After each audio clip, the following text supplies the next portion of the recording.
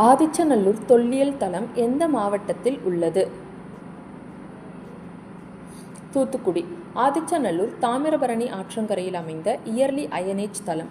பானை அடக்கங்கள், இரும்பு கருவிகள், ஆபரணங்கள் கண்டுபிடிக்கப்பட்டன. அலெக்சாண்டர் ரியா இதை முதலில் கண்டுபிடித்தார். யூனியன் பட்ஜெட் 2026 பாரம்பரிய சுற்றுலா தலமாக மேம்படுத்த திட்டம். தமிழரின் பண்டைய நாகரிகத்தை வெளிப்படுத்துகிறது. பெண்ணையார். தென்பெண்ணையாற்று விவகாரத்தில் உச்சநீதிமன்றம் என்ன உத்தரவிட்டது?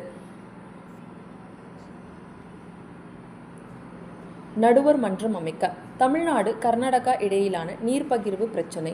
உச்சநீதிமன்றம் மத்திய அரசை 1 மாதத்தில் நடுவர் மன்றம் அமைக்க உத்தரவிட்டது. 1892 ஒப்பந்தத்தை தமிழ்நாடு மேற்கோள் காட்டியது.